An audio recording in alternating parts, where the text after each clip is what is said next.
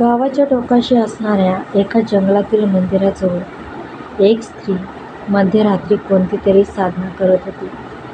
तिने आपल्यासमोर एक काळा कपडा अंथरला होता. त्यावर एका वाटीत राख भरलेली होती. बाजूला एका काचेच्या छोट्या बॉटलमध्ये काळ्या रंगाचे तेल होते आणि कोणत्या तरी व्यक्तीचा छोटा फोटो ठेवून ती काहीतरी मंत्र म्हणत होती. थोड्या वेळातच तिने आपले डोळे उघडले. तिच्या हातात असलेल्या केसांना तिने एक काळा धागा बांधला आणि त्या व्यक्तीचा फोटो समोर ठेवून तिने त्या काचेच्या बॉटलमधले तेल त्या व्यक्तीच्या फोटोवर ओतले आणि पुन्हा डोळे मिटून मंत्र म्हणू लागली. अचानक वातावरणात बदल होऊ लागले. सोसाट्याचा वारा सुटला. झाडांमध्ये विचित्र प्रकारची हालचाल सुरू झाली. मंदिरातील दिवा अचानक मोठमोठ्याने जळू लागला. त्या दिव्याची ज्योत रहस्यमयरित्या मोठी होऊ लागली आणि ती स्त्री एक कपटी हसू चेहऱ्यावर आणत आकाशाकडे बघत होती. तिच्या डोळ्यात एक क्रूर भावना स्पष्ट दिसत होती. पण ती स्त्री कोण होती? मध्यरात्री ती नेमकं कोणती साधना करत होती? आणि तो फोटो कोणाचा होता? हे नेमकं काय घडत होतं? चला जाणून घेऊया या कथेत. नदीच्या किनारी वसलेलं छोटंसं गाव. त्या गावात माधवराव व त्यांची पत्नी सुमित्रा राहत होते. त्यांना 2 मोठी मुलं होती. त्यांच्या मोठ्या मुलाचं नाव अमित आणि धाकट्या मुलाचं नाव शंकर होतं. अमित हा लहानपणापासूनच खूप हुशार होता. त्याने शहरात जाऊन उच्च शिक्षण घेतलं आणि एक मोठा बिझनेसमॅन झाला. शहरात त्याने नुकतेच एक नवीन फ्लॅट घेतला होता. तो, त्याची पत्नी प्रिया आणि त्याची 2 मुले शहरातच राहत होती. पण शंकर मात्र गावीच राहत होता. गावी तो एक मेडिकल स्टोअर चालवत होता. त्याची पत्नीही त्याला अधूनमधून मदत करायची. अमित यंदाच्या दिवाळीत आपल्या बायको मुलांसोबत आपल्या गावी आला होता. त्याच्या येण्याने घरात आनंदाचं वातावरण होतं. गावातील लोकही अमितला खूप मानत होते. त्याने गावात स्वखर्चातून कित्येक सुधारणा केल्या होत्या.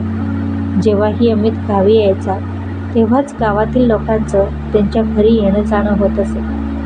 त्याची पत्नी प्रिया ही सुद्धा खूप प्रेमळ होती. तिने कधीही आपल्या श्रीमंतीचा गर्व केला नव्हता. तीही कधी गावी यायची तेव्हा आपली जाऊ सुमनसाठी नवीन साड्या, तिच्या मुलीसाठी नवीन कपडे आणायची. पण सुमनला मात्र हे खटकत होतं. तिच्या मनात त्यांच्याबद्दल एक जळ निर्माण झाली होती. त्यात अमितने नवीन फ्लॅट घेतलाय हे कळल्यावर तर तिच्या मनात ईर्ष्याची भरच पडली. त्यांचं सुख जणू तिच्या डोळ्यात रुततच होतं. अमितने आई वडिलांना व त्याचा भाऊ शंकर याला म्हणाला, आई बाबा, आपण सर्वजण शहरात जाऊ राहिला. मी एक फ्लॅट घेतलाय 4 BHKचा. आपण सर्वजण तिथे आरामात राहू. ह्यावर सर्वजण खुश झाले. त्याचा भाऊ शंकरही त्याच्यासोबत शहरात जायला तयार झाला होता. कारण शंकर आपला मोठा भाऊ अमितला खूप मानत होता. आतापर्यंत त्याने कधीही आपल्या छोट्या भावाला कधी दुजापणा केला नव्हता. तो नेहमी त्याच्या मदतीस धावून येत होता. पण त्या रात्री सुमनची अस्वस्थता वाढली होती. ती शंकरला म्हणाली, कशाला आपण जायचे त्यांच्यासोबत? शहरात जाऊन आपण काय त्यांच्या जीवावर राहायचे? तिथे ना तुम्हाला काही काम ना धाम. उद्या जर त्यांनी किंवा त्यांच्या बायकोने आपल्याला हिणवले तर? ती त्याच्याकडे रागाने बघत म्हणाली. शंकरलाही तिचे म्हणणे पटले व त्याने शहरात जायला नकार दिला. दुसऱ्या दिवशी अमित आपले आई वडील व पत्नी मुलांसोबत शहरात निघून आला. शहरात गेल्यानंतर माधवराव आणि सुमित्राबाई रोज गावी शंकरला फोन करायचे. ते त्याला सांगायचे, आम्ही आज बाहेर फिरायला गेलो. आज आम्ही हॉटेलमध्ये जेवण केलं. अमितच्या घरी ते किती खुश आहेत ह्या गोष्टी ते रोज त्याला सांगायचे. शंकरही ह्या गोष्टी ऐकून खुश व्हायचा. पण सुमनच्या अंगाचा मात्र नुसता चळफळाट व्हायचा. त्या रात्री सुमन गावाच्या टोकाशी असणाऱ्या जुन्या मंदिरात गेली. ते मंदिर जंगलात होते. तिने इकडे तिकडे पाहिले आणि मंदिरात असणाऱ्या दिव्याची ज्योत पेटवली. आणि मंदिराच्या जवळच असणाऱ्या एका भल्या मोठ्या झाडाखाली बसून साधना करू लागली. तिने समोर एक काळा कपडा अंथरला.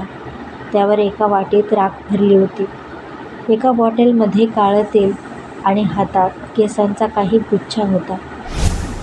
त्याला त्याने एका धाग्यात बांधले. हे केस अमितचेच होते.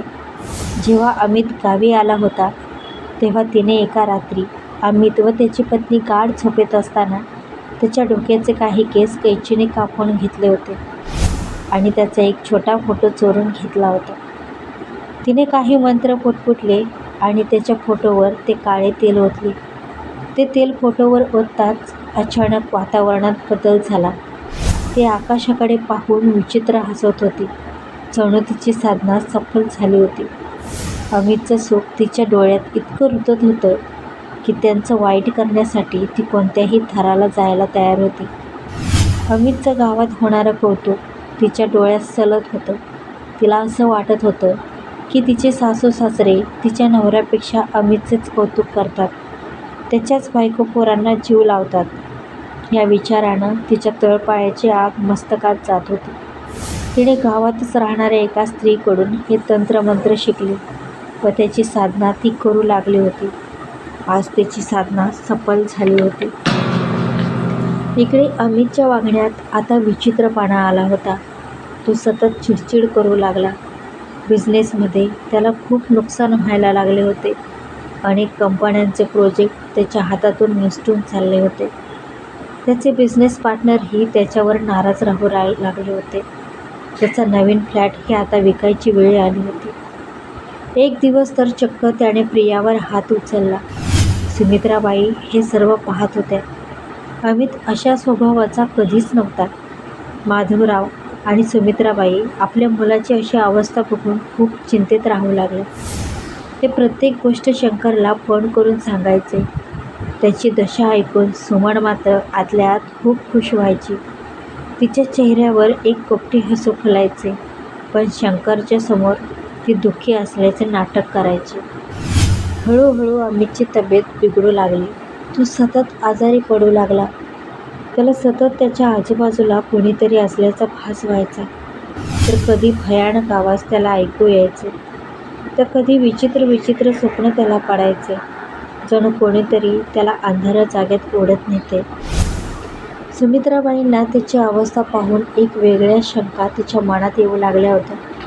हे काहीतरी वेगळाच प्रकार आहे असं त्यांना वाटू लागलं होतं. आणि अचानक त्यांना आठवलं की सुमनची आईसुद्धा असेच जादूटोणा करायची. तिच्या मुलीचे स्थळ शंकरसाठी घेऊन आली होती तेव्हा त्यांच्यावर पडलेली ती भुरळ त्यांना आठवली. नाईलाजाने त्यांना कसा होकार द्यावा लागला होता. त्यांनी लगेच शंकरला फोन लावला व त्याला दम देतच विचारले, शंकर, नक्की काय चाललंय तुमचं गावात? मला खरं खरं सांग. तुम्ही तिथं राहून काही चुकीचं तर करत नाही ना? अमितची अशी अवस्था अचानक कशी काय झाली?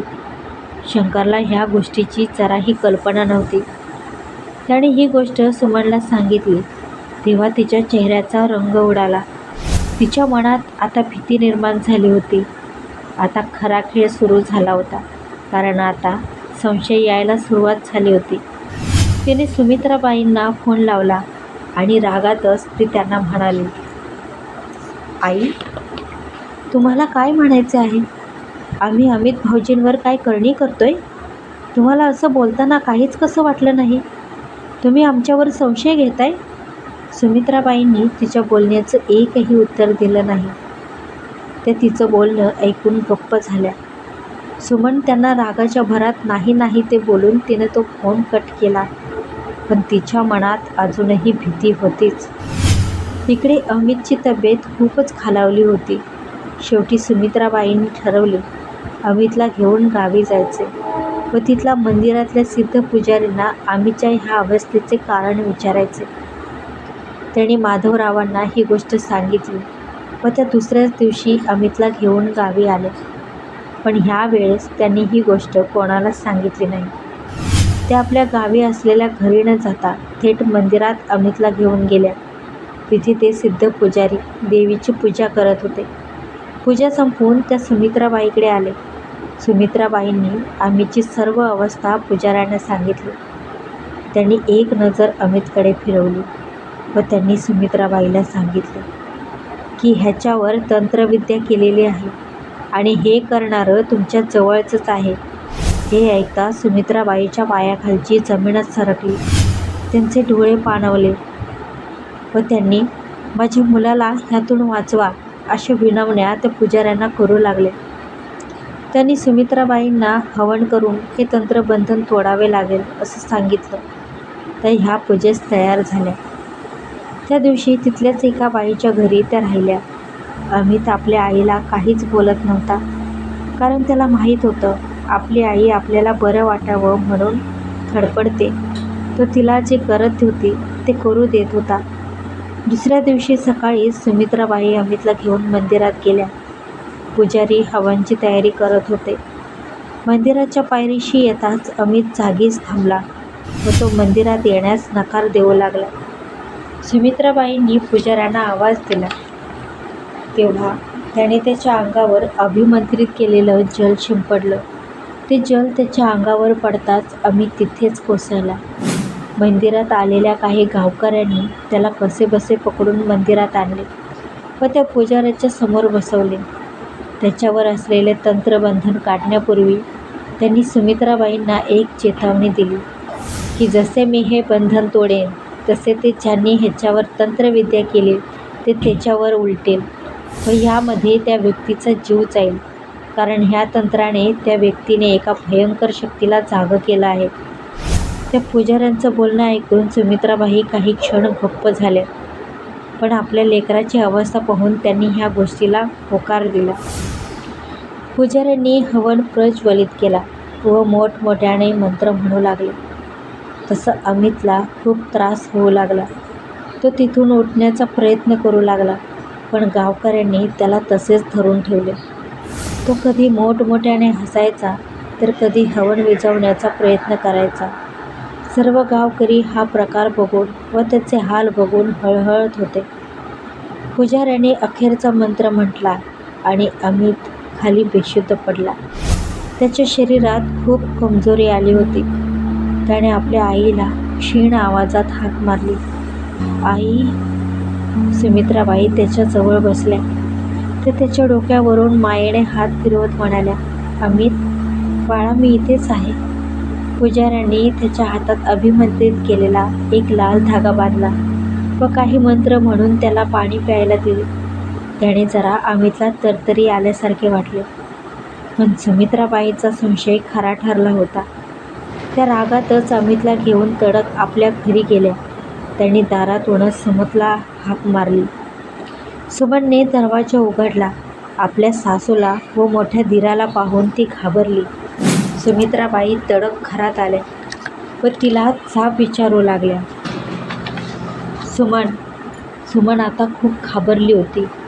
शंकरला हा काय प्रकार आहे, आई असं का बोलते हे काहीच कळत नव्हतं. सुमित्राबाईंनी तिला खडसावून विचारलं.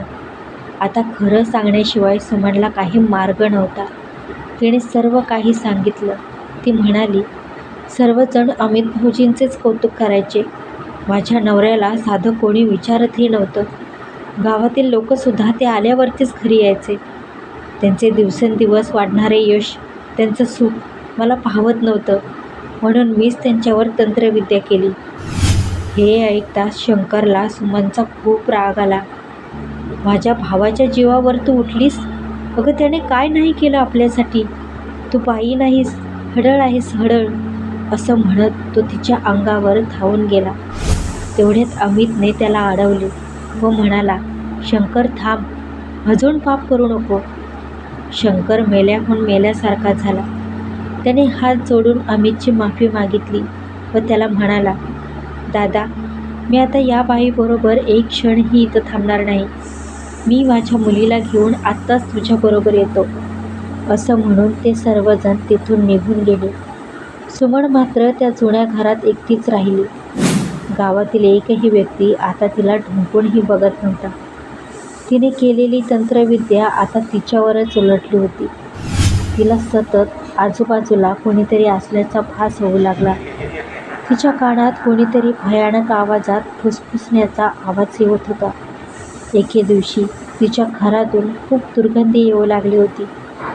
गावकऱ्यांनी दरवाजा तोडून बघितलं तर सुमन त्या घरात विचित्ररित्या मरून पडली होती. शेवटी तिच्या तंत्रविद्येचा त्या भयंकर पिशाचाने तिचा जीव घेतला. मित्रांनो, तुम्हाला ह्या कथेचा थरार कसा वाटला हे आम्हाला कमेंट करून नक्की सांगा.